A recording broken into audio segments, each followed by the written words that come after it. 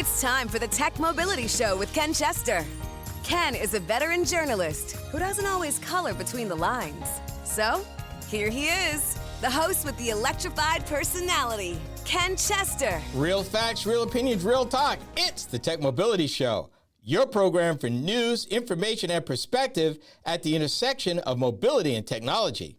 I'm Ken Chester. We have a full docket as always, so let's get started.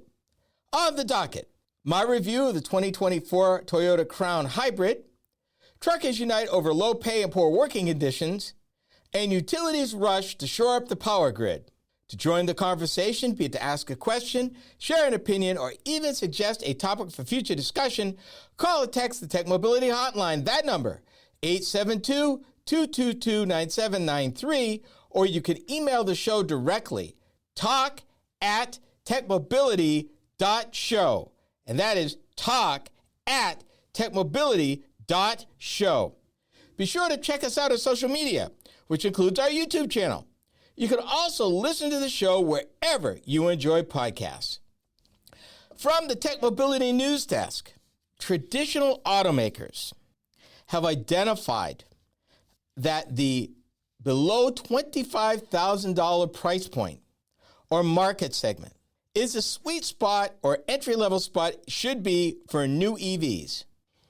Automakers looking at the global scheme of things, knowing that right now Chinese already make and already market EVs that sell for less than half that, brand new, right now, are realizing they got to get there. If they're going to increase the popularity of EVs, if they're going to encourage people to own an EV, because the cost of ownership is compelling, the cost of purchase is compelling, then they need to get there.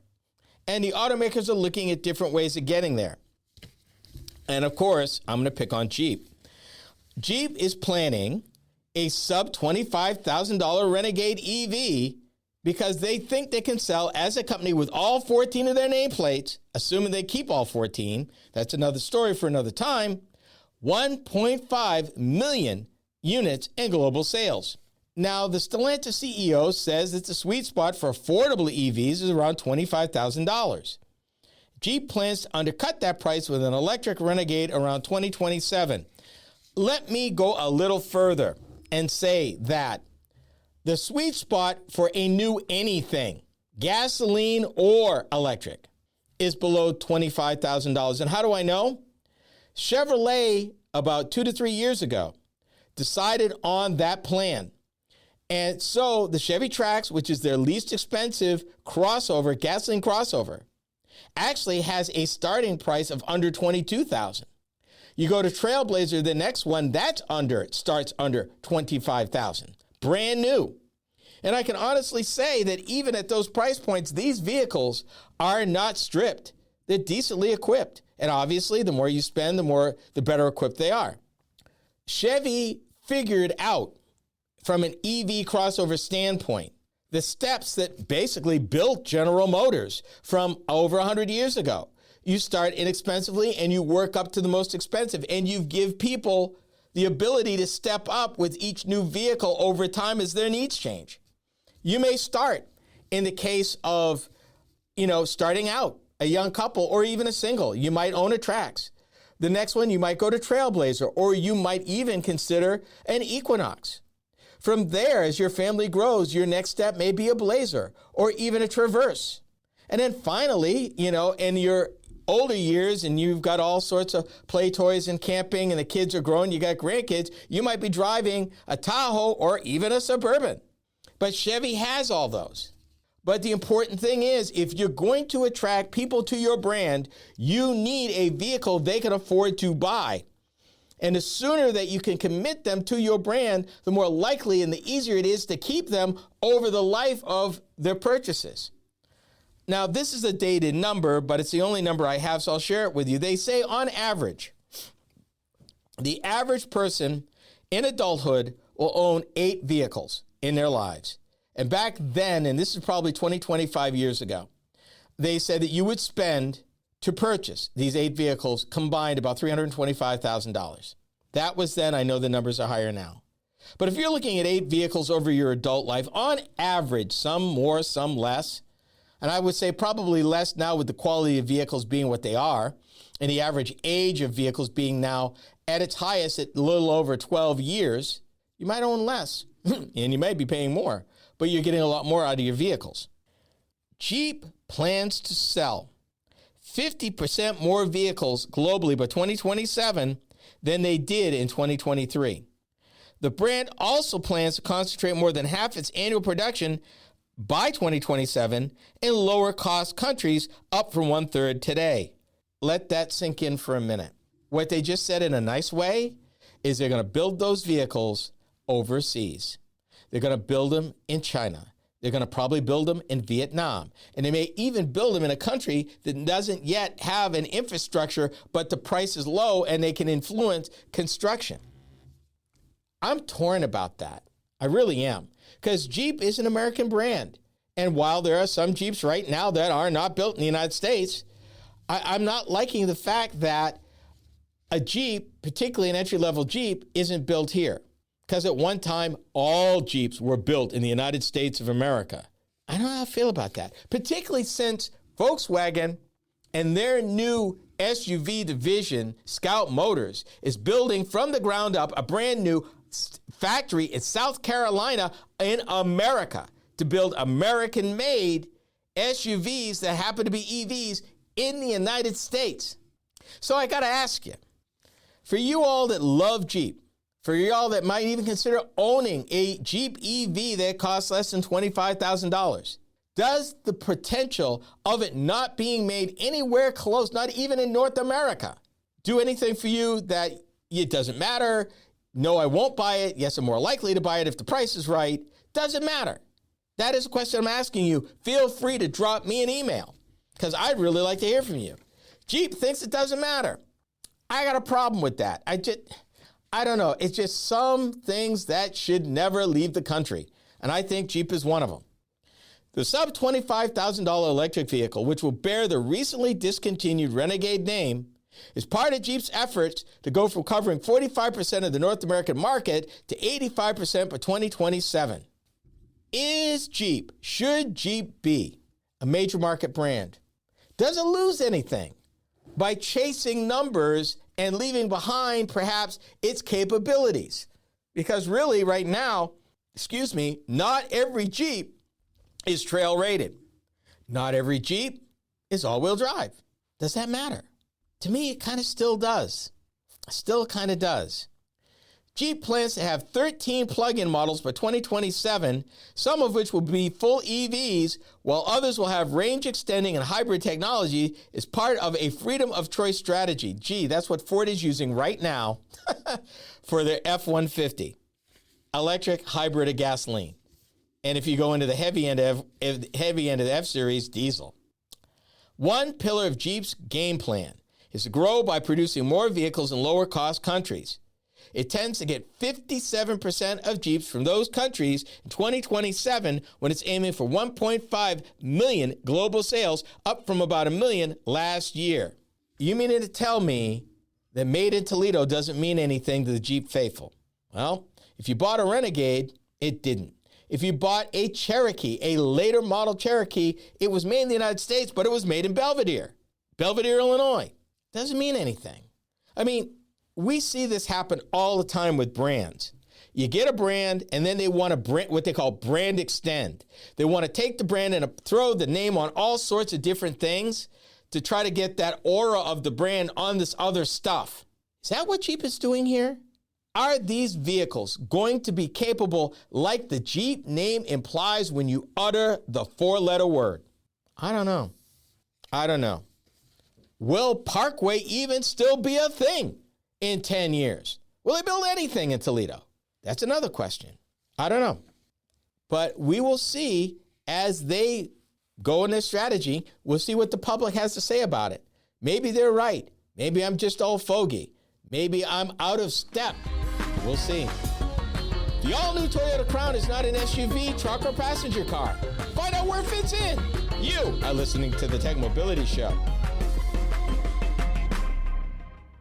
Are you tired of juggling multiple apps and platforms for meetings, webinars, and staying connected? Look no further than AONmeetings.com, the all-in-one browser-based platform that does it all. With AON Meetings, you can effortlessly communicate with clients, host virtual meetings and webinars, and stay in touch with family and friends, all in one place and for one price. Here's the best part. You can enjoy a 30-day free trial. It's time to simplify your life and boost your productivity. AONmeetings.com, where innovation meets connection. Get started today and revolutionize the way you communicate.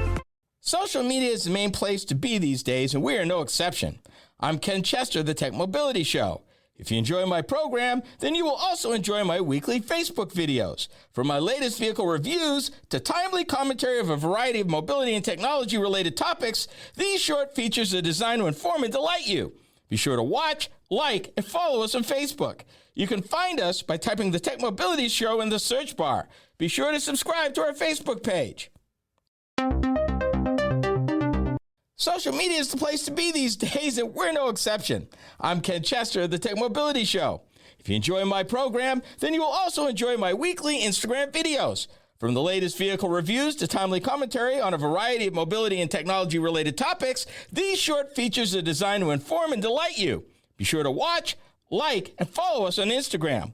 You can find us by typing the Tech Mobility Show in the search bar. For those of you that listen to podcasts, we have just the one for you. Hi, I'm Ken Chester. Tech Mobility Topics is a podcast where I upload topic-specific videos each week. Shorter than the full show, these bite-sized programs are just the thing, particularly if you're interested in a particular topic covered on the weekly radio show. From Apple Podcast to iHeartRadio and many podcast platforms in between, we got you covered. Just enter Tech Mobility Topics in the search bar wherever you listen to podcasts.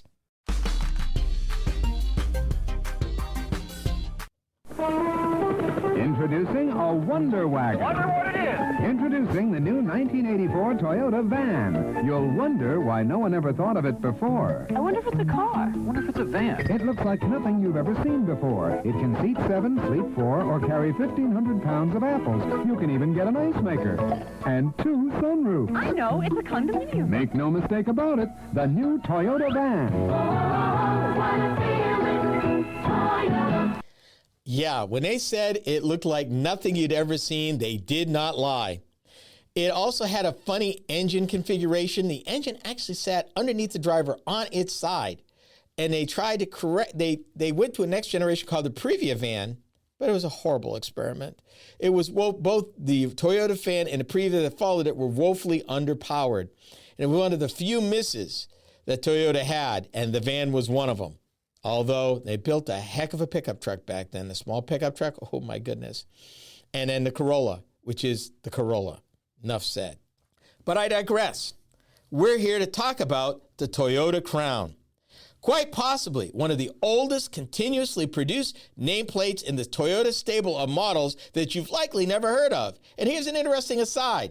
Because of the age and prestige of this name, did you know that with the exception of the Avalon, every single other Toyota car name is actually a player or derivative of a Crown, Little Crown, Tiara, things like that. Corolla, Little Crown, because of Crown.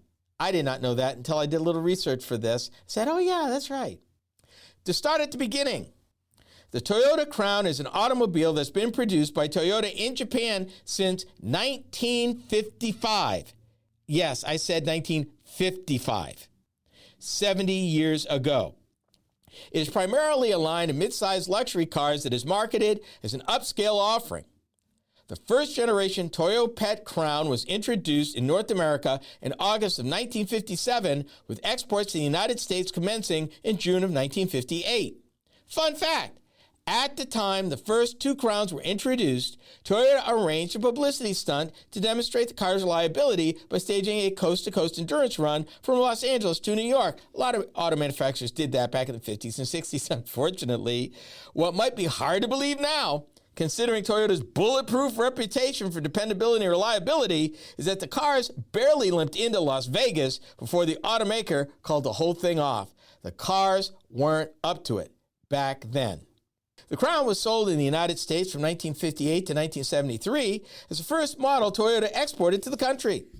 Since 1991, the Crown's platform and powertrain options have been shared with the Lexus GS sedan, something I bet you didn't know. In 2022, Toyota unveiled several different Crown body styles for its 16th generation. 16th generation. You know, the vehicle you probably never heard of unless you're a person of a certain age. 16 generations. Starting with a crossover-type model for North America.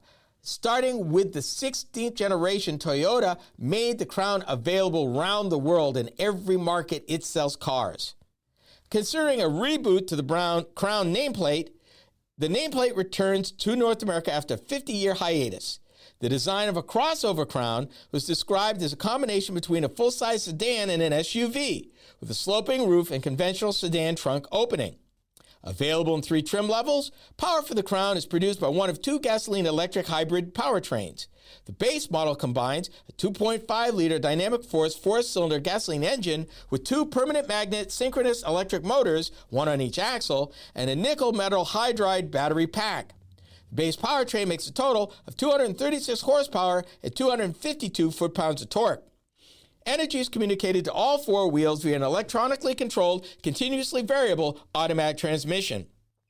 The upscale Hybrid Max powertrain joins a 2.4-liter 4-cylinder turbo engine with 2 permanent magnet synchronous electric motors and a nickel metal hydride battery pack. This powertrain produces a total of 340 horsepower and 400 foot-pounds of torque.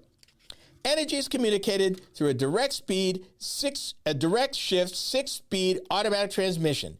EPA fuel economy for the base engine is 42 city, 41 highway, and 29 city, 32 highway for Hybrid Max. Cargo capacity is 15.2 cubic feet. Here's what I liked about the vehicle. The Crown is a unique hybrid crossover sedan. It is not, I repeat, it is not a Prius. The overall shape suggests the look of the much more expensive BMW X Series Coupe. Wider and taller than the average sedan, the Crown isn't as tall as an SUV. Drivers have 6 different drive modes to optimize the driving experience in just about every situation. The sport settings add to the driving fun. I can personally attest. Standard electronic all-wheel drive assures adhesion to terra firma. Displays, controls, and switchgear are easy to read and operate. Accommodations abound throughout the passenger cabin with dual USB ports front and rear, plenty of cup holders, and a fold-down center rear armrest. A panoramic sunroof adds to the airiness of the cabin. Rear seat legroom is decent. Front seats are heated and vented. On top of the line models, the outboard rear seats are heated. And the best part, the spare tire is accessible from inside the vehicle under the cargo area floor. No nastiness of crawling under the vehicle, trying to jack it up to get to the spare tire in inclement weather when you need it. Here's what I didn't like about the vehicle.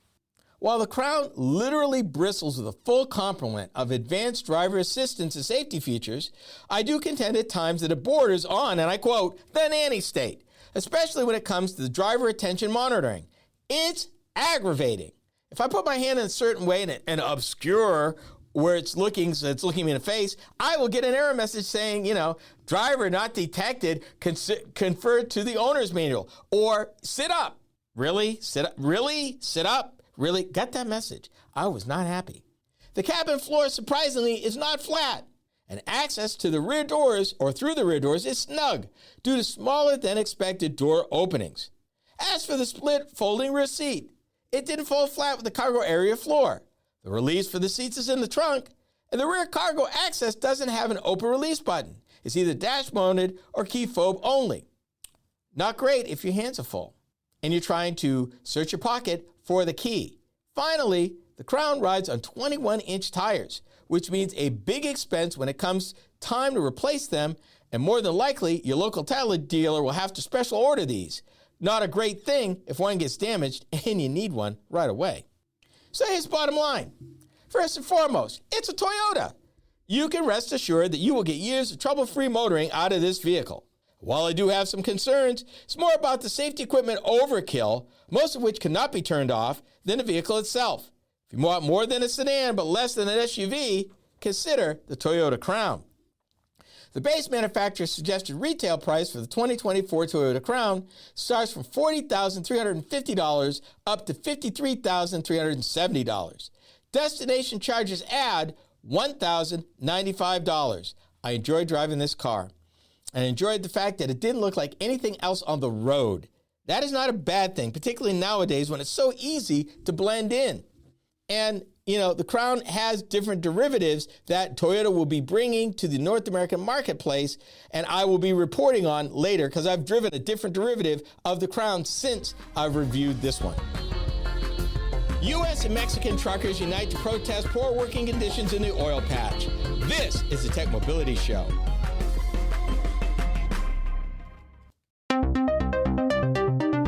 Do you listen to podcasts?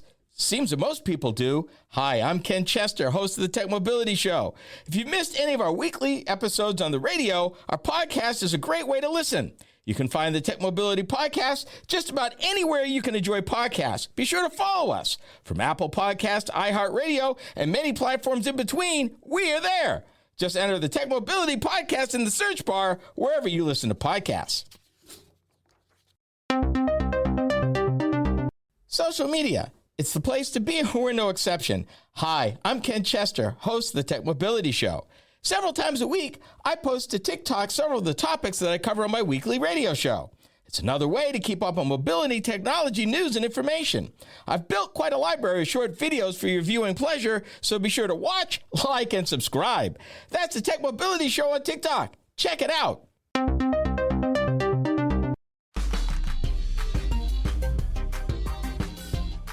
Last month, a cross-border convoy of truckers rolled through parts of West Texas to spotlight everything from violence against drivers, low wages, to poor working conditions in both Mexico and the United States.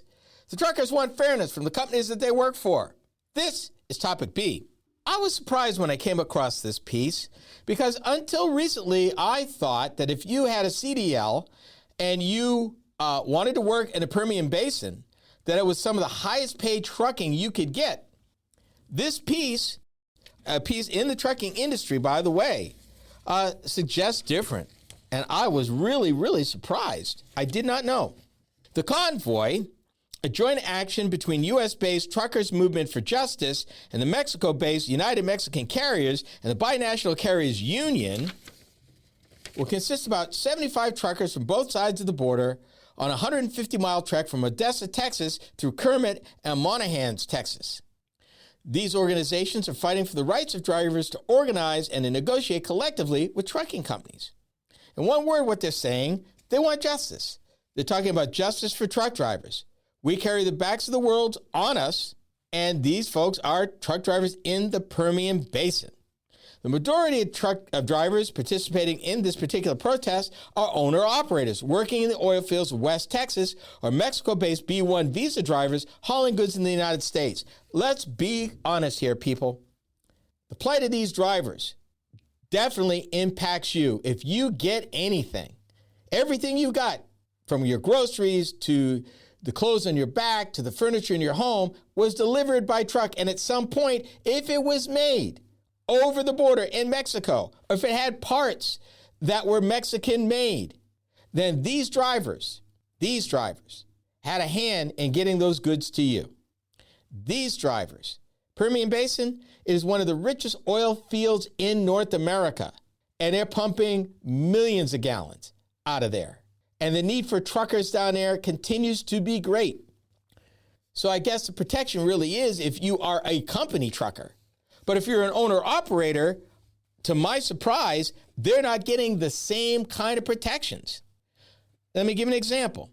Across the border, drivers from Mexico said they're often recruited by U.S.-based trucking companies, initially offering to pay rates of 30 cents a mile. Then later, the company will reduce a Mexico-based driver's rate to 19 cents a mile. What does this mean? If you're an owner-operator, you get paid when you move.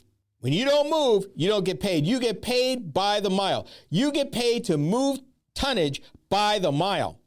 And in that rate, in that per mile rate, is everything. Your cost of labor, your cost of overhead, your cost of diesel, keeping up your truck, keeping your insurance and your registration, all of that per mile. So what you make per mile matters. And how often you get loads matters. So cutting that makes it non-viable. There's a lot of people who also care about 19 cents a mile because they think they're making money with that, but they're not. We go back to the simple fact, and this is one of the folks on the American side saying that trucking companies are using our brothers and sisters in Mexico against our brothers and sisters in the United States. That is why we have solidarity, an alliance that they built with these groups. Oscar Lovos, a member of one of the groups, said, and all of the drivers said that truckers have faced poor conditions in the Permian Basin area of West Texas for years. The issues in the region face, in addition to low wages, long waits to unload trucks. Remember, owner-operators only get paid when they're moving. So if you're not moving, you ain't getting paid. And the longer it takes to drop off a load and pick up a load, the more that impacts your ability to make money. And remember, superimposed on top of all of that, if you're a U.S. driver, you are subject to federal hours of service. You can only be behind the wheel so many consecutive hours in every 24 by federal law.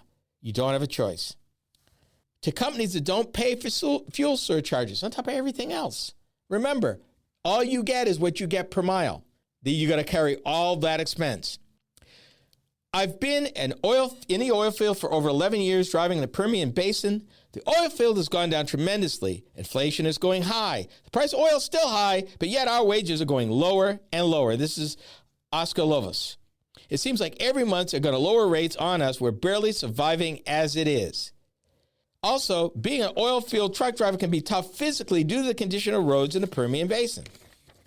The roads out here are extremely bad. Driving on these roads beat up our trucks. We have to pay repairs, and nobody helps us with repairs. They often get stuck and waiting in long lines when they're dropping off their shipments. Many shippers in the Permian Basin don't pay detention or demurrage fees to owner-operators. Here's what those mean. It means that if they are unable to unload your truck within a certain fixed amount of time, they pay the truck company or the driver for that time that they're stuck. Again, you only make money as an owner-operator when you're moving. I keep putting it up because that 30 cents a mile is all they get. So that in order to maximize that, their truck got to be moving and moving full, going from point A to point B. If that's not happening, they're not earning. If they're not earning, they can't make a living. Some days they spend a long time unloading the trucks.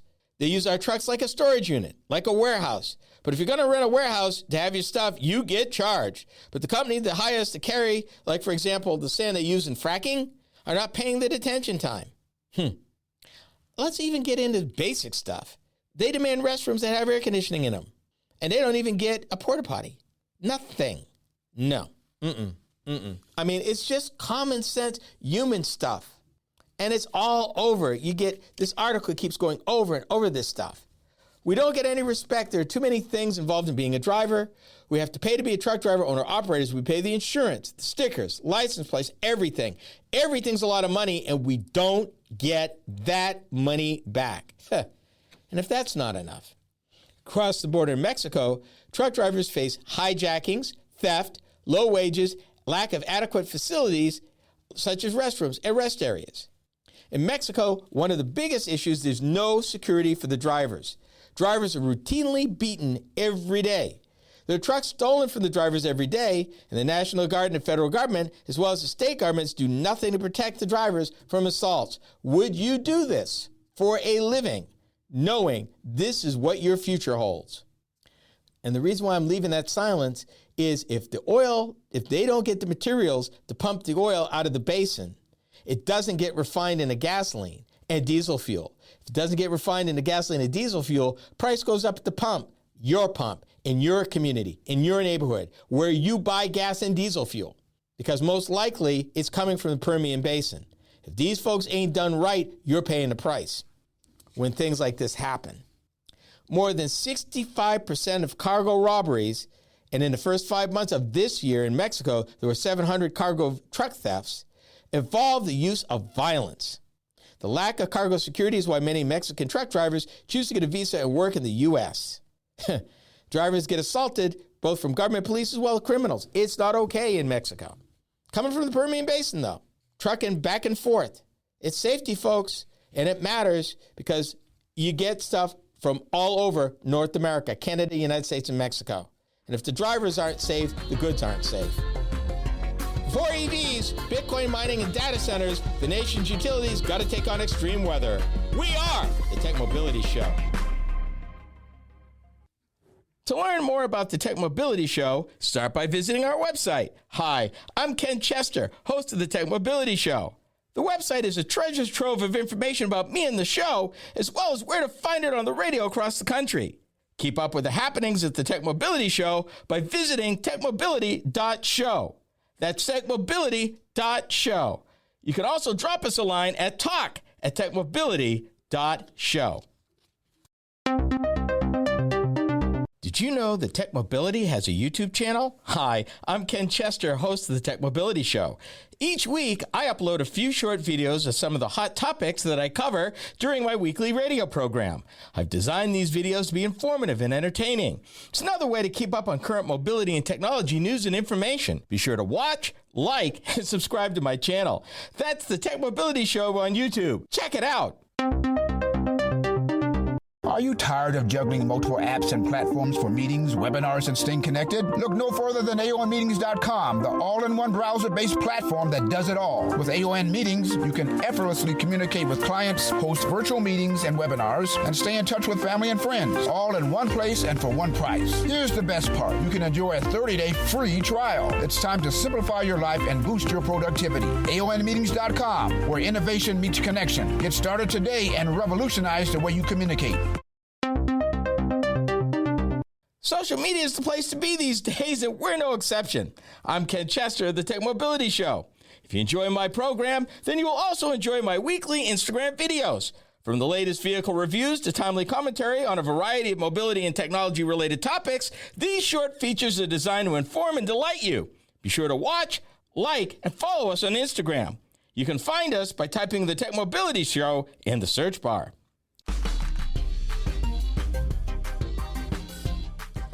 I have spent a considerable amount of time on this program talking about the nation's electrical grid, how it's not EVs, but data centers, AI, and Bitcoin mining that pose the most immediate and sustainable risk to the grid. Y'all, it's not EVs. A lot of people say, EVs are killing the grid. They can't support them now. Oh my God, it's EVs. No, it's not. It's data centers. It's the amount of power that AI running large language models requires. And Bitcoin mining, in fact, I've reported on this program, in some parts of the United States of America, companies wanting to build new data centers had to wait 30 to 45 days for the utility to get service to them. And in fact, in some counties, particularly Loudoun County in Virginia, to name one, they've put a moratorium on adding data centers to the grid at all. They just don't have the capacity. Nowhere in there did I mention anything about EVs, by the way. A recent article in the Wall Street Journal suggests that there is a risk factor that looms even larger than the ones I just mentioned. This is topic C. Where do I start? We have this circle. Climate change causes extreme weather more often. To be clear, climate change alone doesn't cause extreme weather. It causes more extreme weather more often. It's worse, it makes it worse, and it happens with an increasing frequency. As a result, if you're an electric utility in the United States of America today, your number one problem, even ahead of everything else you got to worry about, cybersecurity, vegetation management, birds management. Before you even get to there, you've got to deal with extreme weather, wind, tornadoes, fire, other flood that can mess up your infrastructure, substations, transmission lines, distribution lines, transformers that are now all at risk because of extreme weather, depending where they are and how they're configured. Extreme weather is putting power supplies around the United States to the test. Energy companies are racing to find answers. Here's one example. Hurricane Beryl knocked out power for millions in Houston and surrounding areas this month. It would be last month. CenterPoint Energy took nearly 2 weeks to get power completely restored. Earlier this year, floodwaters washed away an electric substation in Minnesota. Minnesota, not near Florida, not in California, not in Texas. Hello, Minnesota, washed away. While central states experienced at least 4 major tornado and windstorm outbreaks that left hundreds of thousands of customers without power. I live in the north end of Tornado Alley. We are seeing more tornadoes more often, and I've lived here for over 40 years. In the last 5 years, new term I've never heard of, derecho. And I learned there were 2 kinds of derecho, and we got hit with both of them, which are high straight line winds that cause damage. And we've had major damage. 40 years plus. Never heard of that term until the last 5 years. Then heard it twice. Energy companies are working to adapt to record-setting temperatures, floods, and windstorms, as climate models forecast the weather will keep getting wilder. But while researchers caution that the effects of global warming and current extreme heat conditions aren't well understood, it makes solutions hard to come by. All we know is that climate change adds to the problem.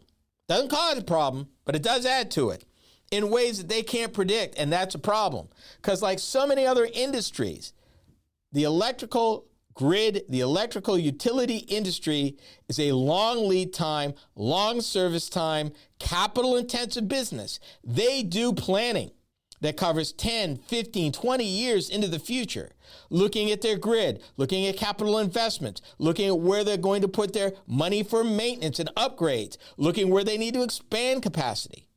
It costs millions of dollars to maintain a grid with no increase in capacity, just keeping it up and keeping it safe and keeping it current, because stuff gets old and has to be updated or replaced. In the case of New York, the utility Constellated Edison is trying to stay ahead of weather risks by working with New York State and Columbia University to predict what effect climate change could have on its operations and systems. In mid-July, last month, a heat wave and surge in air conditioning use caused some of the company's underground power cables to fail in Harlem. More extreme weather, more often. Con Edison's latest climate risk study, released last year, said all types of severe weather, from flooding to heat waves, are expected to increase in intensity or severity. Temperatures are likely to rise faster than it projected 4 years ago, with levels that were expected in 2040 now coming a full decade earlier, the study said. What does that mean? Again, remember I said a few minutes ago, these companies plan 10, 20, 30 years into the future? They're planning their money. They're planning their capital expenditures in the millions of dollars of where to spend that money to maintain, upgrade, and replace infrastructure. Remember, electricity's been around for over 100 years. A lot of this infrastructure has been around for 30, 40, 50 years. Was scheduled to be upgraded or replaced anyway. Now, not only does it have to be replaced or upgraded, they have to consider how to respond in a world of climate change, even as electrical growth, and we talked about this on a previous show, they're expecting electrical growth to increase by 1% per year every year. Doesn't sound like much, but it really is. And that's on top of everything going on. Con Edison's engineers took these projections and applied them to its electrical systems to model its potential increase in equipment failure rates, which go up as temperature rises. To help protect the system, Con Ed is planning to add switches to its underground network that would limit the spread of any failures. In other words, they would prevent a cascading power failure by isolating the problem should a part of the network fail.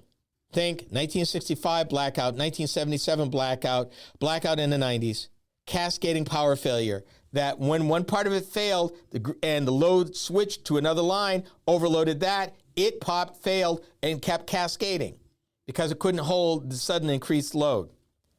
They're looking at this. Over the past 5 years, the U.S. has seen an average of 20 weather-related disasters a year with a price tag of $1 billion or more, adjusted for inflation, compared with a 43-year average 8.5, according to data collected by the National Oceanic and Atmospheric Administration. And for the record, there's already been 15 such disasters this year through June. If you're a power utility, where are you going to spend your money? That's the question. We've come to the end of our visit together. Be sure to join me next time right here. This has been the Tech Mobility Show. The Tech Mobility Show is a copywritten production of Tech Mobility Productions Incorporated. Any rebroadcast, retransmission, or any other use is prohibited without the written consent of Tech Mobility Productions Incorporated.